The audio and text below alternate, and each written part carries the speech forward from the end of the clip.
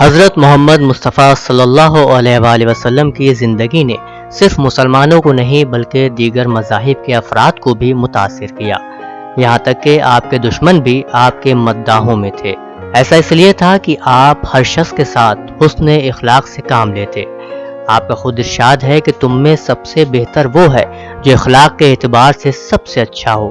ایسا کیسے ممکن تھا کہ آپ اخلاق حسنہ کی بات کریں اور اس کی کوئی مثال پیش نہ کریں؟ لہٰذا رسول کے ایک صحابی سہیل آپ کے اخلاق کا ایک واقعہ بیان کرتے ہوئے کہتے ہیں، بڑی محنت سے سیاہ و سفید گوسفند کے اون کو آپس میں مخلوط کر کے ایک دیدہ زیب عربی پیراہن جسے جبہ کہتے ہیں میں نے حضور کائنات صلی اللہ علیہ وآلہ وسلم کے لیے تیار کیا۔ حضور کی خدمت میں پہنچا، نہایت ادب و احترام کے ساتھ حضور کی خدمت میں اس پیراہن کو بطور ہدیہ پیش کیا۔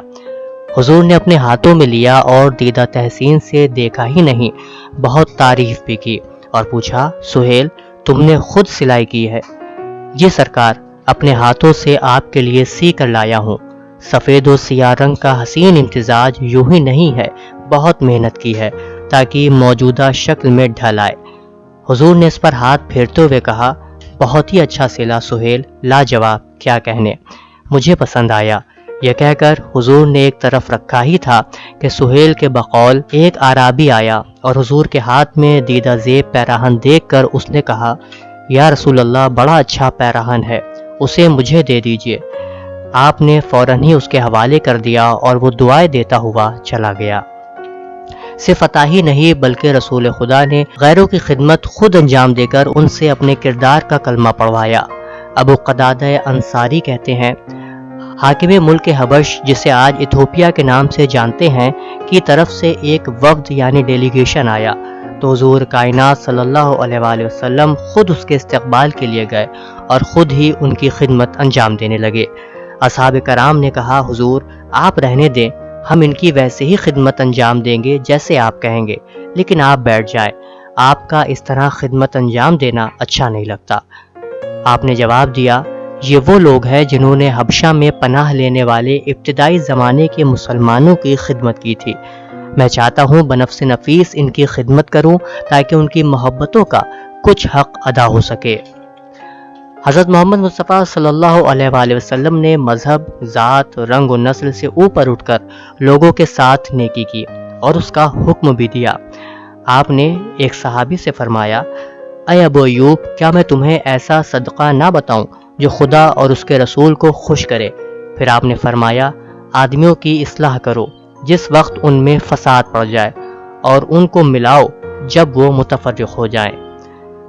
زندگی کے چھوٹے سے چھوٹے عمل کو بھی آپ نے نظر انداز نہیں کیا بلکہ اس میں بھی اخلاق و کردار کے پہلو روشن کر دیے۔ اسی لیے ایک دفعہ آپ نے اپنے صحابیوں کو گلی کوچوں یعنی راستوں میں بیٹھنے سے منع فرمایا۔ لوگوں نے عرض کیا، یا رسول اللہ گھر میں بیٹھا رہنا دشوار بات ہے، تو آپ نے فرمایا، اگر بیٹھنا ہی ہے تو راستے کا حق ادا کرو۔ صحابہ نے دریافت کیا، یا رسول اللہ راستے کا حق کیا ہے؟ آپ نے فرمایا، راہگیر کو راستہ بتانا، نظریں نیچے رکھنا، کسی کو تکلیف نہ پہنچانا، سلام کا جواب دینا، اچھائی کا حکم دینا اور برائی سے روکنا۔ رسول خدا نے ہمیشہ لوگوں کو آپس میں محبت اور میل جول کے ساتھ رہنے کا درس دیا۔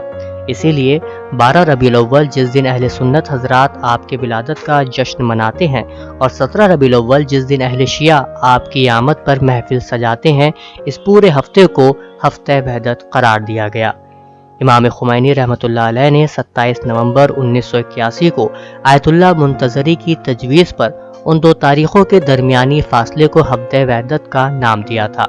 مقصد یہ تھا کہ ان تاریخوں میں مسلمانان عالم اپنے تمام اختلافات کو پس پشت ڈال کر ایک پلیٹ فارم پر جمع ہوں تاکہ اپنے اتحاد و یکجہتی سے ایک بہترین اسلامی معاشرہ ابھر کر سامنے آئے اور دنیا کے امن و اتحاد میں نمایاں کردار ادا کرے۔ بے شک ذات رسول خدا اتحاد کا ایسا مرکز ہے جس پر متحد ہو کر ہر مسلمان خود پر فخر کر سکتا ہے۔ خدا ہمارے درمیان محبت و الفت پیدا کرے، آمین۔ اودنامہ میں شائع خبریں اور مضامین کو مکمل طور پر پڑھنے کے لیے www.awadnama.com پر وزٹ